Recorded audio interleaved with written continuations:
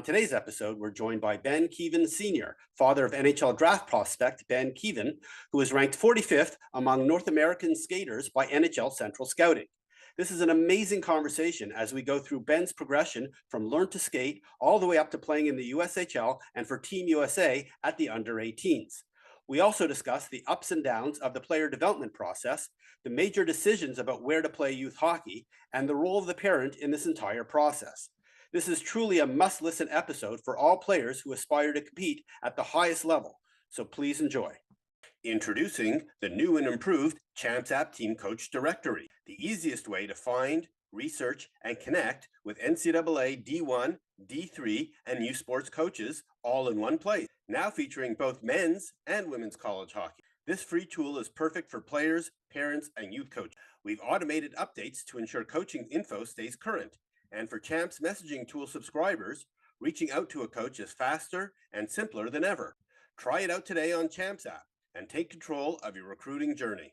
All right. So the purpose of this podcast is different than most of the other ones where I'm interviewing an actual, college coach or something like that. And the real theme of this episode is around what it's like to raise an NHL draft prospect. And since I've known you for so many years, and Ben's going to get drafted, on Friday, I'm just wondering, let's go through the whole process of what it's been like raising Ben to get him to this point. So maybe just start off with what's your hockey background? I know you've talked to me about playing beer league hockey. So what is your background? So at least folks know that, how much into hockey you were before, you even had Ben. Yeah, so of course, living in California, being born in California, ice hockey was not my background. I was born here in Oakland during the 90s. Everybody watched the Mighty Ducks and played roller hockey on the street, so lots of street hockey. No ice hockey until Ben was about 4 years into his overall journey. What got me into ice hockey outside of the Mighty Ducks movies was watching Claude Lemieux beat the living heck out of several players on the Detroit Red Wings. And watching that, I knew that was a sport I wanted to be a part of, wanted to watch. And Claude Lemieux being my favorite player, it was great until he retired and became a Sharks fan right after that.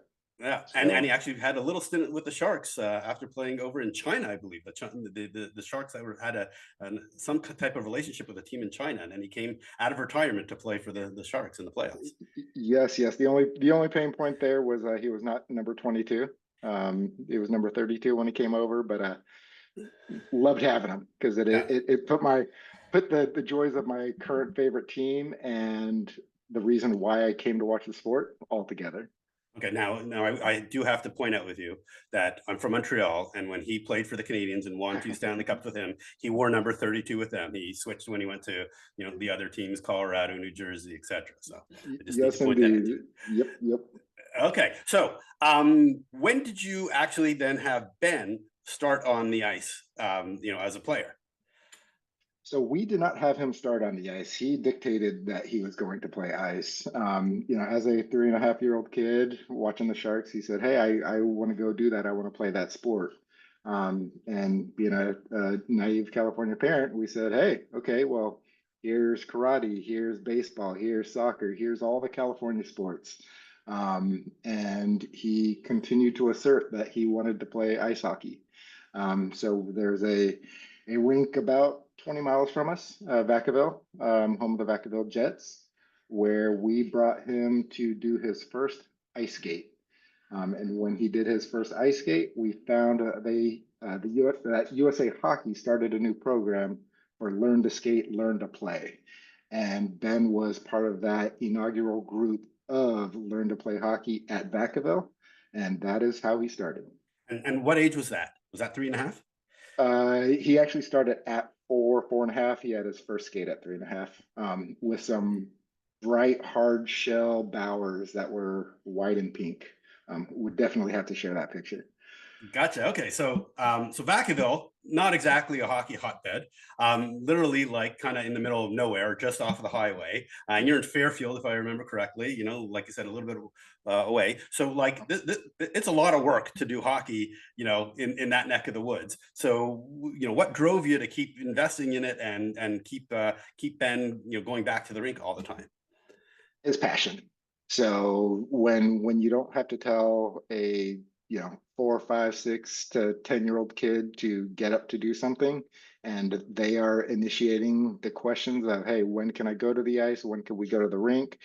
I knew that there was something a little bit different, a little bit special for it. So as a parent, it was our duty to give them the platform to succeed. And to your point of Vacaville being not a super well-known place for hockey or just California in general. That ice rink is 2 sheets and it is a converted onion factory. So when I was a kid, it was an onion factory, not an ice rink.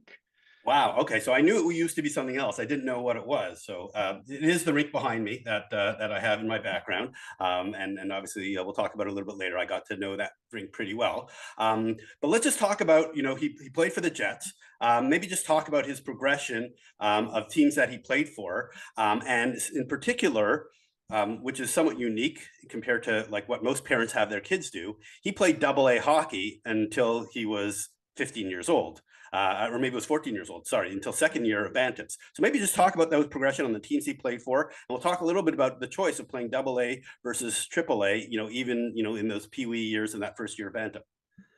Yeah, for sure. So he was a Vacaville Jet for many years, from 4 years old all the way up to his Pee Wee season.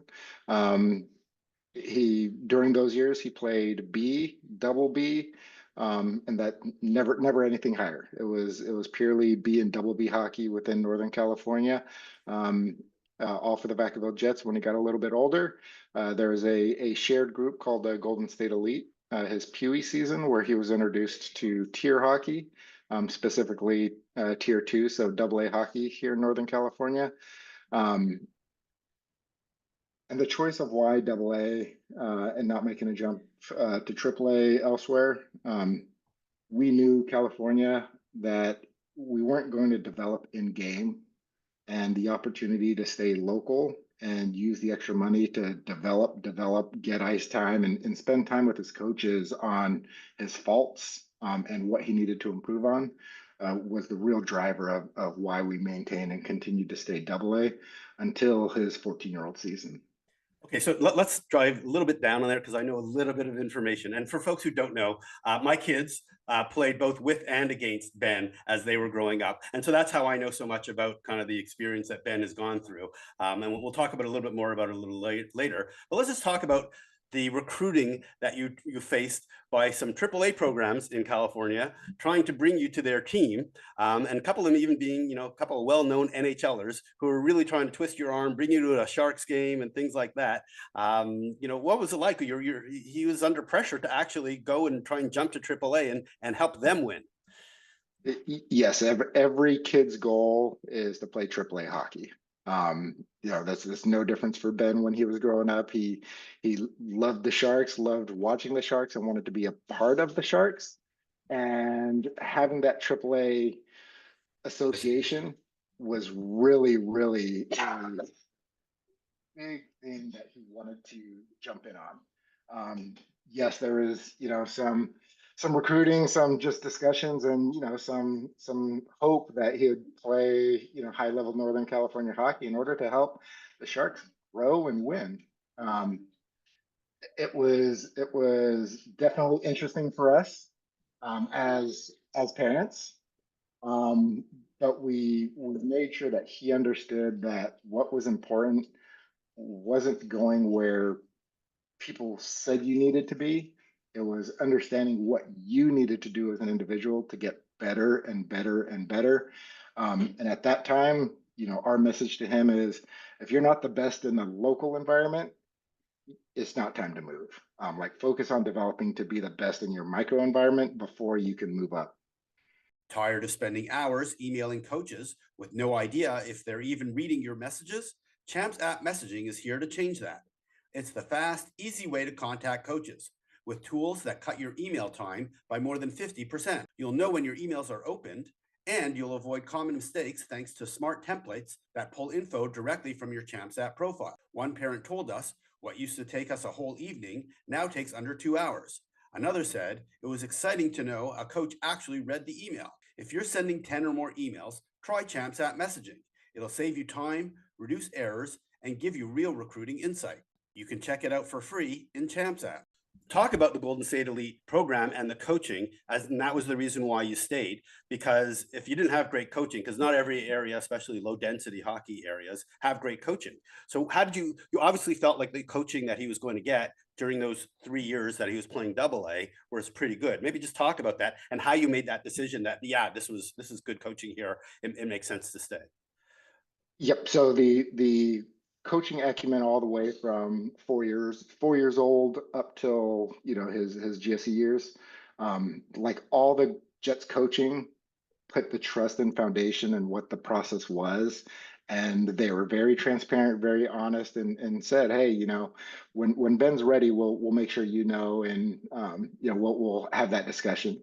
Larry Kahn, who was his coach during Golden State Elite, and then the program director of the Jets and the Golden State Elite, had that conversation with us, and was like, "Look, keep him here, keep him close, get him more ice time, and we'll work with him." He's not going to develop in the games. Take the summer, do these camps in Boston, do these camps elsewhere, and do these games against other higher level kids. At that time, because you also don't want to get stuck in the big fish, small pond syndrome, where he thinks he's the biggest, the best, and the baddest in a very small pond. So it was that big pond opportunity that we dangled in front of him so that he can get really challenged by other kids out of state. Got it. Okay, we're going to get back to spring and summer hockey in a moment. I'd like to stick with for the moment, talking about kind of the winter season. So, as you know, my daughter played with Ben for that one season, which was the 14 AA season, and they pretty much also played like a AAA schedule, even though they were a AA team. It was during the time of COVID. But one of the challenges that everybody saw about Ben was his defensive play. So maybe just talk about everybody knew it. Everyone was giving him that feedback, and the effort that he put in, both, starting with that and the recognition of that needing to be part of his game, not just scoring goals. Yep. And, early on, one of the team's biggest needs were for him to score goals. And any kid is super excited to win a game 10-9. Youth hockey, you can win 10-9 games. Come juniors, come high level AAA hockey, you're not winning 10-9 games. You're losing 10-9 games. And when he went to AAA hockey in LA, that was the big focus. Was, okay, you need to shift your score only, watch the person skate by you, like mentality, and really buy in on being a 3-zone player. And thankfully, the team that he joined, the LA Junior Kings, his 15th season, had plenty of firepower that if he did not do his job defensively, he could ride the pine. And we were 100% on board with that and 100% supportive of that. And Coach Brett Beebe was absolutely amazing for accountability. And at 14, 15 years old, the most important thing to a kid is expectations and the accountability to those expectations. Perfect. Yes. Love Brett Beebe. He was on the podcast a couple of years ago, and I would suggest everybody listen to that episode and listen to his philosophies, because he's been very successful with those philosophies, producing lots of NHL draft picks and many, many, many college players. So let me talk about something which is adjacent to the hockey, which is, I remember always talking to you about the challenges Ben had with school, because he was traveling so much, and you were kind of in a school system that wasn't very flexible while he was still in Northern California. Maybe just talk about the challenges and managing that and being realistic about, balancing school and hockey at the same time. Yeah, so the academics is massive for us. So academics were never able to take a back seat. And it was a good parenting opportunity with Ben to have him talk with the principal, have him talk with the teachers, have him, talk with the entire office staff to let them know, what his goals are, what his intentions are, and how can he make that happen and interact with school. You run into the teachers, you run into the staff or principals that were not aligned with his goals and not aligned with our hopes and expectations. And some of his grades suffered. Like for example, he had some classes where if he was gone on a Friday, automatically you got 50% off that grade. Um, and because of that, he's starting at a net 50% on, 20% of his overall grades. And it was, setting that expectation with him and saying, hey, it's okay. Your starting point is a lot lower than other people. Your goal now is to see how high you can get it, and making sure that you get that C, C at a minimum, hopefully a B, but at that point, an A was just not achievable. But also making sure that he interacted with the office staff and the teachers to let them know, hey, this is my intention, this is my goal. And if I do get 50% off, just it's not going to change my goal. And goal setting, if you go back to the Brett Beebe episode that you referred to, you write down your goals at the beginning of every school year, every season, and you measure yourself against that always. Got it. And in hindsight, looking back on it, and this is a hockey podcast, but I'm just curious what your perspective is on the school's inflexibility on kind of recognizing the situation and trying to be helpful, as opposed to treating everybody, in a black and white manner. Yeah, we can't be robots. Like we need to be flexible and understand that everybody's path to anything is different. For Ben, it was wanting to play hockey. There are, baseball stars that come out of Northern California quite regularly that fall into the same boat, and making sure that we have a very inclusive system to support these is huge. And the reason I say that is, some kids have to opt to go the full path to be remote schooling. And because of the inflexibility of some of these schools or the school systems, now that kid cannot come back and walk. So you steal the opportunity of walking a graduation, and now you're just getting an emailed or mailed diploma. So they lose some of that, some of that life experience that, many of us will never forget. Yeah. And not saying this is you or your family, but it also forces you into position to saying your kid is sick or has COVID or something like that. And, you don't want to be misrepresenting what the actual situation is. But unfortunately, the school kind of puts you into that corner where that's the only way that they can academically, qualify. So. Yes, and I made it very well clear with our schools that I wasn't going to lie to them. And if they needed to change something on their end, it was them. But we set our expectations, we set our understanding ahead of time. And if we had to talk to the district or go above the school, we would have. But some days we got notifications that he was sick, regardless of what we told the school. So it all worked out in the end. Got it. Okay. So next up, you mentioned, that Ben went and played for the Junior Kings in LA, but I do know that he was exploring all his options, including New England Prep, hockey academies, and he was under pressure to make decisions. Tell us actually just about that process and how uncomfortable it was at times with, basically being put also into a corner by some of these coaches that really wanted Ben to join their team.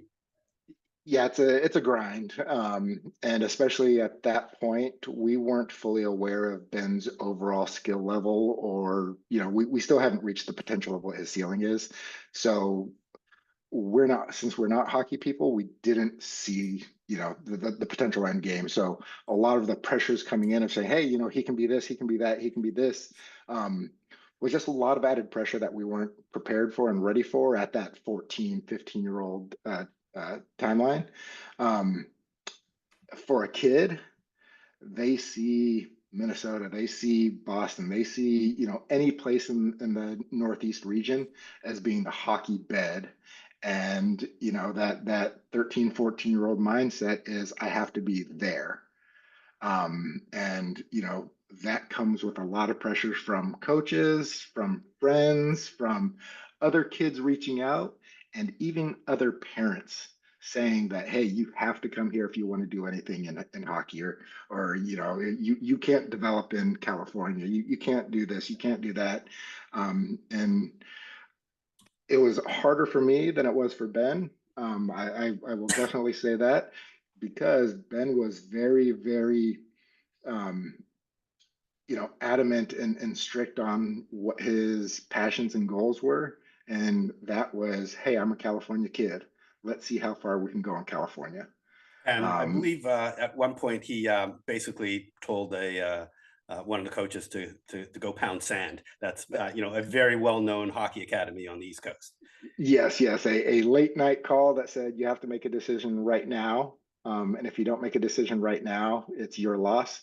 And he said, you told me I had 2 weeks to make the decision. You can't call me and say, hey, I have to make it now. If you're putting me into that position to make a decision right now, the decision is no. And thank you for your time. And very, very mature. It was 10 o'clock. I'll never forget it. 10 o'clock p.m. Pacific time, speaking with someone from the East Coast, so plus 3 hours. It was a proud parenting moment to see the maturity of a 14-year-old that you had no idea that they can, dig deep and have that level of maturity. Yeah, that's awesome. I love that story because I do see that coach every so often, and I always remember that in the back of my head. But that story is so. So he went and played for Brett with the Junior Kings, won the national championship for nationals as a 15th team, and then was drafted. But before he got drafted, he got invited to the NTDP 40-man roster tryout. Right, he's one of the players there, and maybe just talk about that experience and that what the impact was on not making the team was on him. The most positive impact that you could imagine. I think a lot of parents and a lot of people get caught up in the NTDP stigma and the requirement of being part of the NTDP to make it. It's dependent on the kid. Ben very well could have went to the NTDP and regressed or did not improve as much if he got the nod. I will tell you that kid, once he figured out he wasn't going to be invited to the NTDP, it lit a fuel under him that I had never seen before. And that extra motivation, I think, just propelled him to help the Junior Kings win the national championship, that season, because he found out that he didn't make the NTDP the first day of nationals. So it was a great timing, great fire, and as a California team to that 15-0 national tournament, there's no expectations. The team with no expectation is the most dangerous team you can run into. Yeah. I do need to point out that I do believe they lost one game during the nationals. So and so I just want to point that out because my son was on that team that they lost to in the round robin, but couldn't make it all the way through. So yeah, we remember that game. We remember that game quite heavily. And again, it's how a team and how a coach sets that motivation to get to that finish line. And boy, did that team take that loss and get better. Yes, absolutely. And I was there for the finals too, so I saw everybody celebrating, and I saw the pride and happiness on your face in person when they won when they got their medals, basically. So. Oh yeah, it was great for California hockey. So now let's talk about how he changed over the summer after that national championship, and he'd been drafted into the USHL, and he also been drafted into the CHL. We can talk about that in a moment. But how that changed his training over the summer, because you knew he didn't make the NTDP, he was drafted, and then he could have gone and played 16s, or if he was good enough, actually make it to the USHL in his first year. Yeah, so a little known fact is he actually started the 16 season with the LA Junior Kings. He did the main camp in Des Moines. He trained out there, and they told us parents that they wanted him to play for the team, but did not tell Ben because they didn't want him to put him. The coach didn't want to put him in a position to make a decision while he was in Des Moines. He wanted to have him fly back, sit down, take it in, and make a decision at that point. We landed back in California and let Ben know that, hey, this is the decision that's coming. Let's have a conversation with the coach. Let's have a conversation with Brett Beebe. Let's have a, let's just have an open conversation of what this means. He was already enrolled in school and going to in-person school in LA at the time. So huge impact to, schooling, life, where he was going to live, his current team. And he stayed with that decision for a month. And there was a Kaha weekend that, That's the California Amateur Hockey yep, Association, where you play yep, other California teams, just so folks know, because not everybody's from California who listens to correct. this. Yeah. Yep, correct. So there was a Kaha tournament, and he said, I'm going to play for the Kings until the end of that tournament. And after that tournament, I want to go to Des Moines. So that was about 3 weeks prior to that. So we had put everything in place, and let him, say the proper goodbyes with his teams. Made sure that the teammates knew what his role on the team was going to be, and really allowed BB to shift the dynamics of the team and prepare the team to play with Ben's departure. And you know, BB being such an amazing coach, that 16 team made it to the national championship finals yet again. Yes. Very So well of that. Well, aware of that as well. uh, So, amazing. yeah. All right. So, what did Ben do that summer that got him ready for the USHL? Had fun.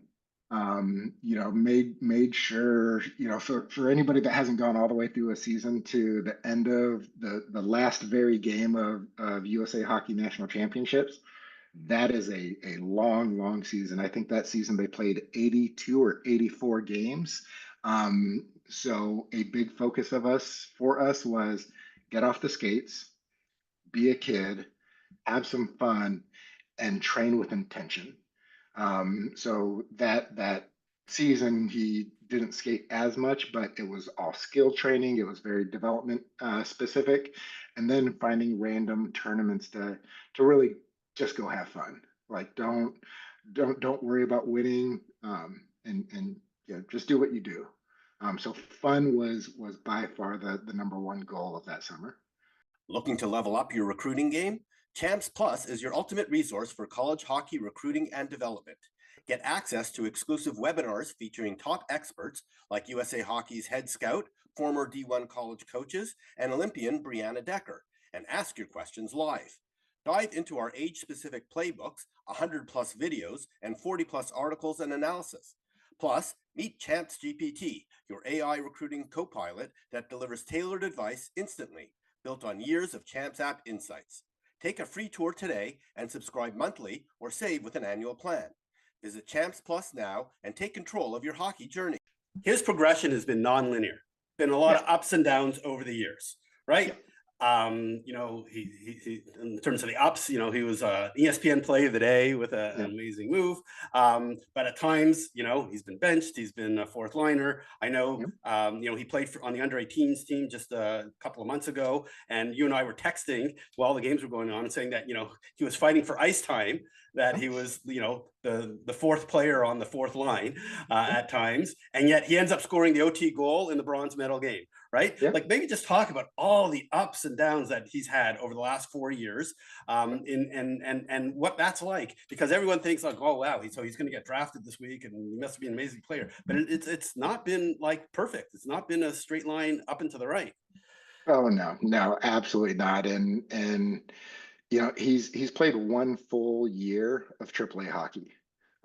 So there's a lot of the semantics of the actual game that he just hasn't had to deal with yet. So he went, going back and forth from Northern California to Southern California to play 14 AAA, but training with the AA or single A team here in NorCal, playing AAA his 15-0 season, and then 16 season he jumped over to Des Moines for the next 2 seasons. The ups were he made and shifted and achieved many of his goals.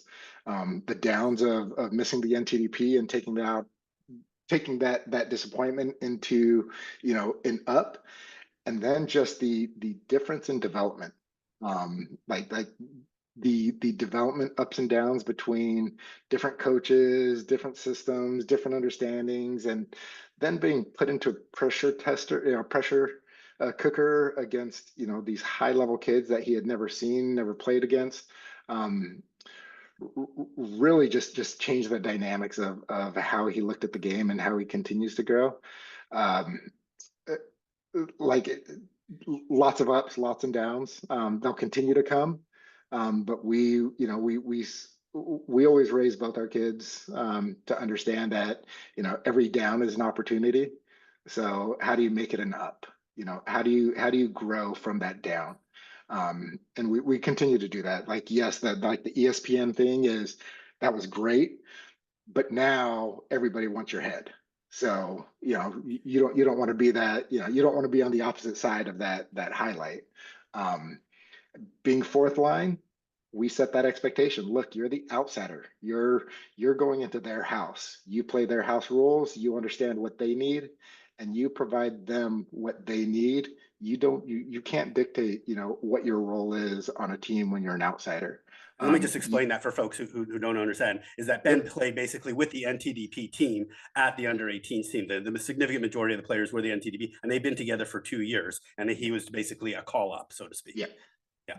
Correct. Yeah. Thank you for that clarification. And Yeah. yes, it's really setting the expectation from to the kid and for the kid, letting him know that you have to make every single minute of ice time worth it. And that was our message to him: is here's your opportunity now do something with it. Got it. And he's committed to Arizona State University. Maybe really quickly, why did he pick ASU? And obviously, it's close to home, relatively speaking, as it comes to hockey. Anything else that you want to add about committing to go play there? And hopefully, he plays there this fall. Yeah, so if you ever been to the campus, you would understand why kids love it. It's not just the heat, it's not just the ability to play golf, in December, January. It's putting on rollerblades to go to the rink. It's being able to do stuff other than video games and other than hockey during the season so that you're mentally prepared, you're mentally refreshed. And quite honestly, he loves West Coast and he loves West Coast hockey. And it's the furthest west he can go. Like if we had some D1 schools here in California, it probably would have been much different. But I mean, ASU is as west as we can go. Got And it. Yeah. it's far enough from us that it's also okay. Yes, and it's also known as the best party school in the country, I believe. But separate to that, just so folks understand, when you're playing junior hockey, when you're not at the rink and you're not working out, a lot of kids are playing video games, and therefore, as a parent, you're kind of wondering if that's the best use of their time instead of studying in college and earning college credits. So, do I got that right?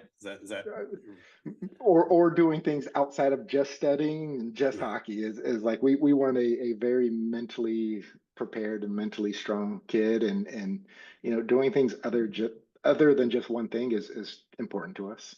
Perfect. All right, let's move on to the draft. So that's coming up at the end of this week.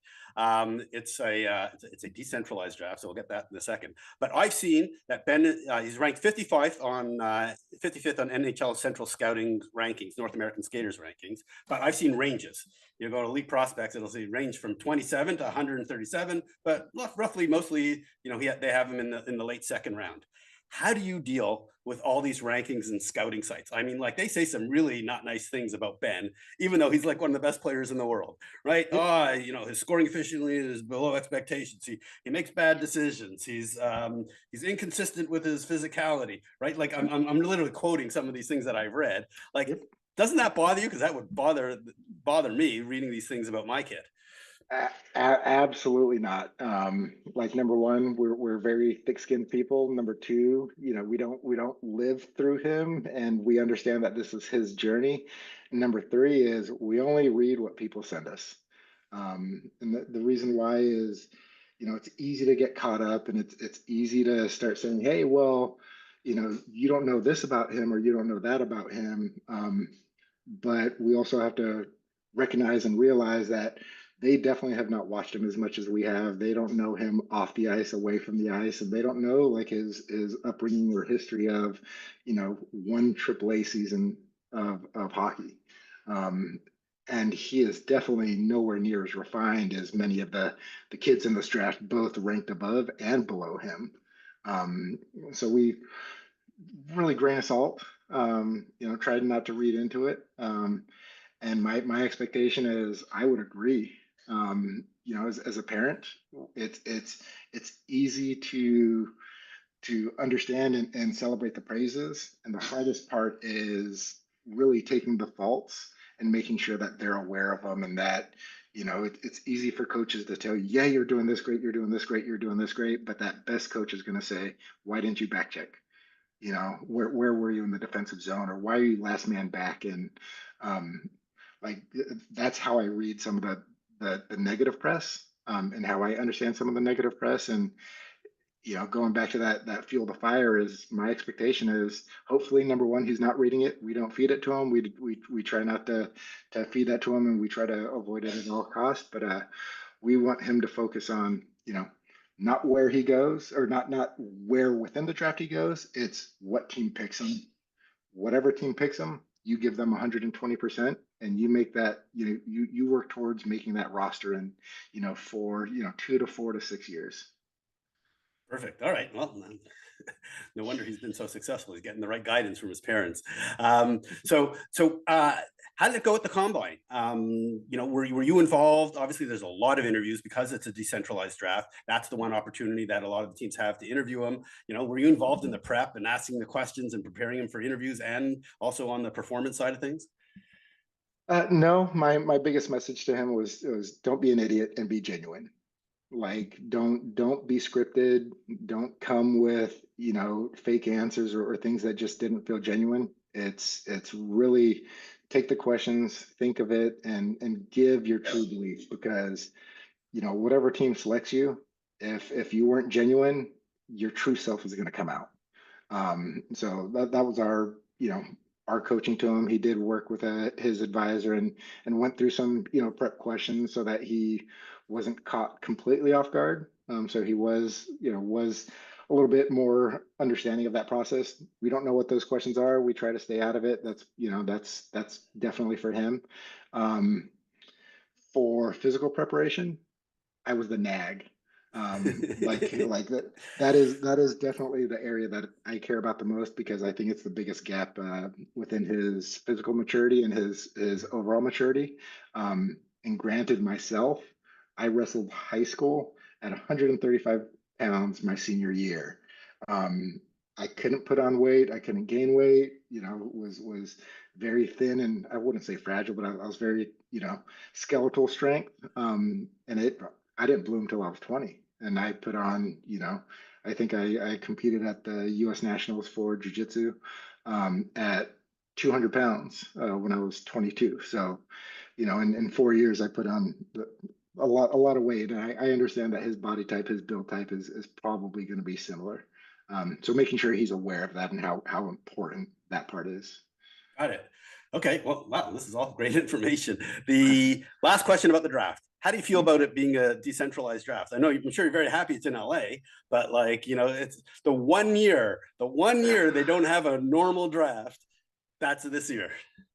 Yeah, you know, especially after the success of the draft last year. You know, we're Northern California folk. Ben has skated with Celebrini and Livermore. Like, so we were very vested and very interested in the draft last year as well. And being able to see the excitement in the sphere in the draft last year made us hope that they were going to continue with the in-person. Um, Unfortunately, you know, as luck would have it, COVID hits us, and now decentralized draft hits us. It is what it is. Slightly disappointed, but in the end, you know, it is a business. There's a lot of teams and a lot of impact to the teams when they do come to the draft. So it's understood. Sad, disappointing. I wish it was next year, not this year. Yeah. Selfishly, but I'm glad it's in California. All right. Beautiful. All right. Let me do some quick fire questions for you about Ben's development. Yep. First question: when did you first realize that Ben had a chance that had NHL potential? That he had NHL potential. When did it really? You go, oh wow, I didn't not. Yeah, that's it. 15, 16. You know, a lot of people think they see it earlier. So we had a Larry Kahn, who was our director, was very, very honest about, you know, that age timeline of when puberty is equal across all people. And we refused to understand and look at any potential NHL prospecting until that playing field was completely aligned. So yeah, 15, 16 is when we're like, okay, this is the level playing field. Perfect. Next question. How much do you think of Ben's success is natural talent versus developed talent? 50-50. Like you know, he's definitely put in the work to understand the game, to get better and develop. A lot more to be done because he hasn't had the nutritionist, he hasn't had the skill, you know, the direct skill coaching and all that. The other half of just pure talent is, you know, bone structure, muscle structure. You know, he's got fast twitch fibers, and you know, you can't learn that. You can't learn instinct, and that's the other half that I think he was just born with. Got it. You may have answered this question already, but what are the top 2 or 3 things that have been the keys to his success? I think number 1, you would say, is his natural motivation, even at like 3.5, 4 years old, of wanting to play and having the passion. But what else? Yes, yes, that the absolute, you know, internal motivation. Um, got to give the parents some love here because we didn't buy into the hype. We didn't buy into the overall expectation, and we allowed the process to play out. So we give ourselves a little bit of credit for just sticking to the process rather than, you know, forcing the process. And number 3 is just the coaching that we had the opportunity to be around in such a small market in California. You know, at an early age when he was much rawer and definitely not as good, he could have easily have been skipped, ignored, and just not looked at in higher density areas where when some of the local California coaches saw a little bit more desire, they're more willing to give him that extra effort, even if he wasn't the best player. Got it. Okay. And how much of it was like, you mentioned the coaches, how much of it was like the team coaches versus the skills coaches, right? Like I know, Ben worked with the same skating coach that my kids have worked with some of the same team coaches as well. You know, which ones do you think had the biggest impact, team coaches or skills coaches? Team coaches, 100%. The reason being is they took, so a lot of our skills coaches and our team coaches work very closely together so that they can have a full development plan. But the team coaches really took that plan from the skills coach and applied it in game. And that in game application of that skills that the skill coaches provided, invaluable. And just being, you know, the best skater without the game in mind, you miss a big piece of it.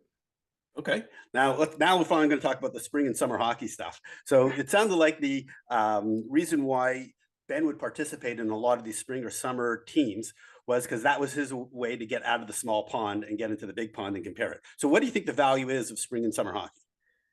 You know, there's a lot of people that say it's a waste of money. It is what you know, you get out what you put in.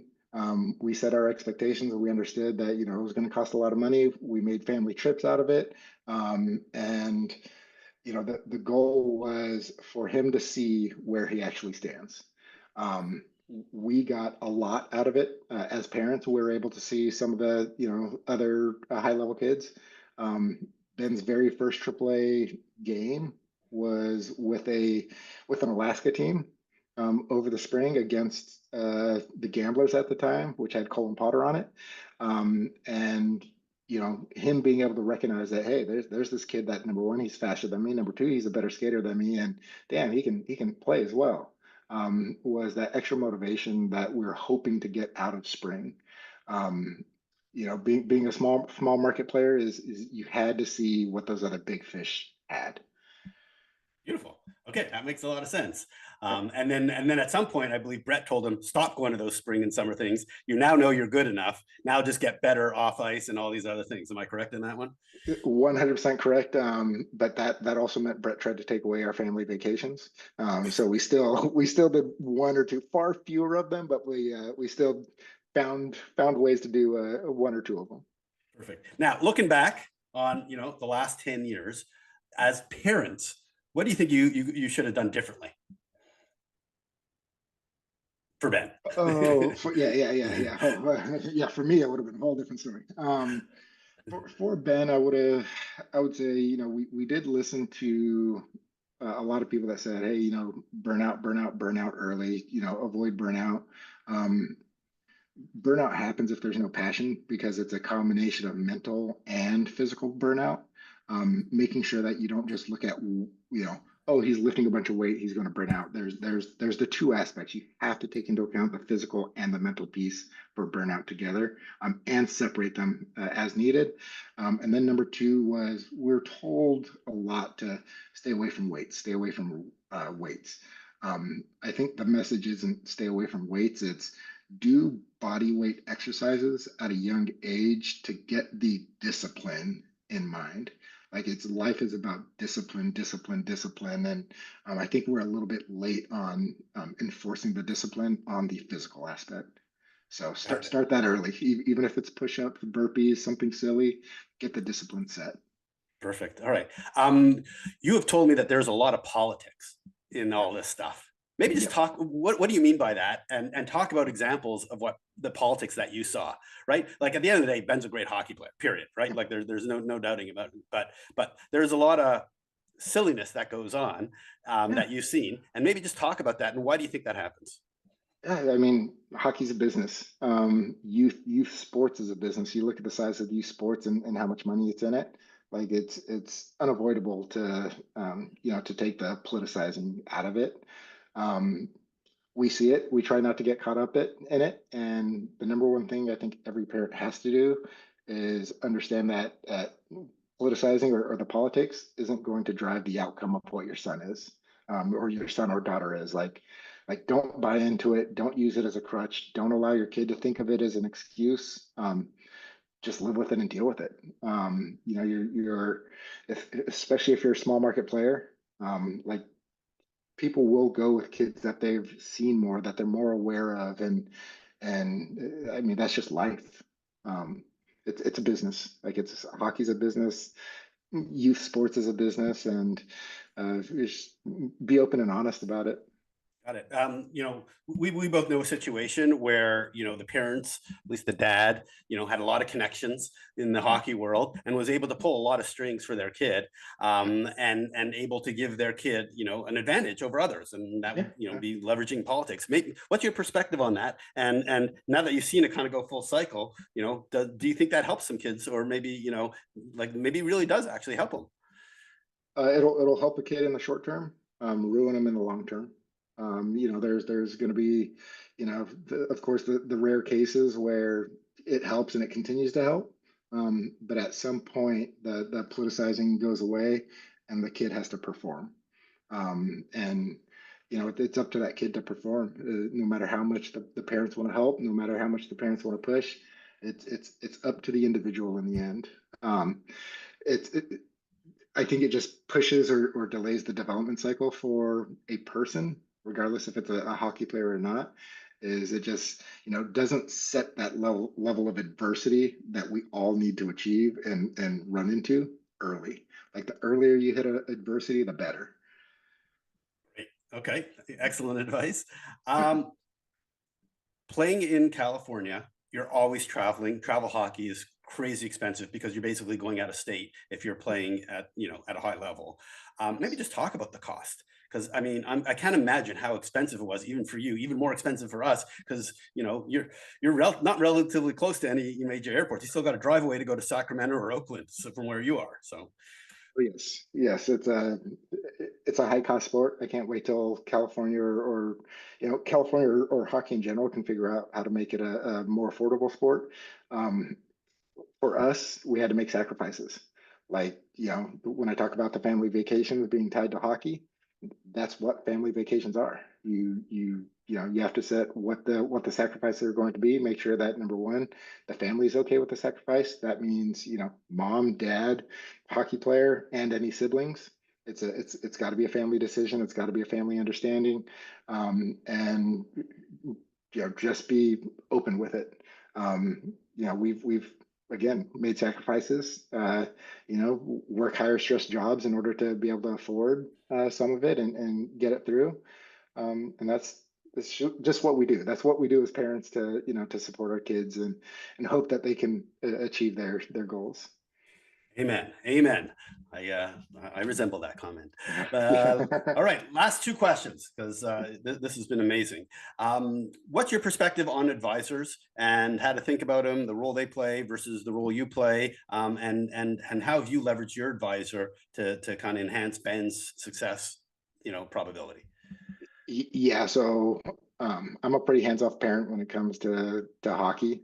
Like I just want to give some advice. So I want to advise, but I want to advise very little. Number one, because I think kids listen and learn better from someone that they trust to know the sport. And since I didn't grow up with the sport, I didn't play it outside of roller hockey and the Mighty Ducks. Um, like I couldn't give him the advice or the background that I felt was right. So for us, our advisory selection was massively dependent on number one, someone that Ben really trusted. And then number two, someone that we really trusted. And then number three, someone that understood our background and how we wanted to approach it and how we wanted to be a little bit more hands off on the overall approach because, we gave Ben this silver platter and said, hey, we're going to support you in every way we can financially, getting you to where you have to go. It's up to you to put food on that plate. And the advisor we have has been absolutely amazing. And if getting that extra professional support on understanding on the advisor, I think is massive. It's not a make or break. So any families that think that, oh, I don't have an advisor or Jimmy John has an advisor, but Ike and Mike don't, like it's not a make or break. And don't get caught up in that. Gotcha. I hope you just realized you mentioned three different sandwich companies. That's Jimmy Exactly. John's, Ike's, And Mike, yeah. and Jersey Mike's. Yeah, So very well exactly. done. I appreciate that. Okay. So I just also want to mention that don't think that you are not obsessed with hockey and you don't watch an obscene amount of hockey just like I do. You Oh do yeah. because we're Oh yes. texting all the time and you're Yep. telling me all these details that I would never have noticed. So it's not Oh, like you're not obsessed with hockey and you don't pay attention. It's just you separate that from advising your child and the direction that he goes and giving him advice from a hockey perspective. I just want to make that clear. Am I correct in that? very huge delineation. I am a very detailed type personality. So to me, it's like, if your foot's an eighth of an inch the wrong way, like you're losing an eighth of an inch or an eighth of a second to pivot. And like those level of details to me, I care about. My kid, he can't hear that from me because he's like, Dad, you care too much about these little things, and I don't want to send the wrong message. So yes, very detailed, love the sport, absolutely dissect it to probably the nth level, because I like it that much, but don't use that as a method of advising. Perfect. I just want to make sure people understand that you're not hands off when it comes to Yeah, actually paying attention to what I actually know, goes on the ice. I know. So, Oh all yeah, right, yeah. last question. Sorry, Like go ahead. like every other parent, I curse up my TV. Okay, perfect. Okay, last question. What advice do you have for other parents, who are in the pee-wee range, who think their kids, have a very high ceiling, and are going through this, and and are trying to navigate the next 4 or 5 years as they kind of explore playing at the highest level of hockey in North America? Yes, my number one advice is take a step back and enjoy the process and enjoy watching. Like, Ben moved away every weekend and then fully moved away at 15. So we lost a lot of that because we couldn't see some of that. And I regret, being too bought in at the 12, 13, where I didn't just enjoy the present. So number one, just enjoy the present. Number two, going back to the comment about understanding when puberty hits and where the level playing field starts to happen, is just understand that your kid could have hit puberty early. Another kid could be hitting puberty late, and you do not know who the best kid is until well beyond your Pewee or even Bantam years. Perfect. Perfect. Ben, I want to thank you so much for doing this. This was absolutely amazing. So many insights for parents who want to understand what it's like going through this, and not necessarily being like hockey experts as for their kids, and Yeah. hearing about all the ups and downs and all the decisions, and really basically setting up some principles and parameters for raising an NHL draft prospect, and how it worked for you. So I mean, Yeah. congratulations on all of that for sure. Oh, thank you. Thank you. So I'm going to wish you best of luck. Well, actually, I'm going to wish Ben the best of luck this weekend, and I really hope you get to enjoy every minute of it when you're down in LA, and everything that happens after that, because I'm sure he's going to be going to a development camp pretty soon afterwards, wherever he ends up. That's the hope, and we're looking forward to it. Thank you for having me on here. And any questions come up, feel free. I know we talk often, both being from Northern California, so just reach A out. big Have me thank you to anytime. Ben for joining the podcast. He shared so many valuable insights into the key decisions made throughout the development journey that helped position them for the upcoming NHL draft. I hope players and parents can take what worked for Ben and apply it to their own hockey paths.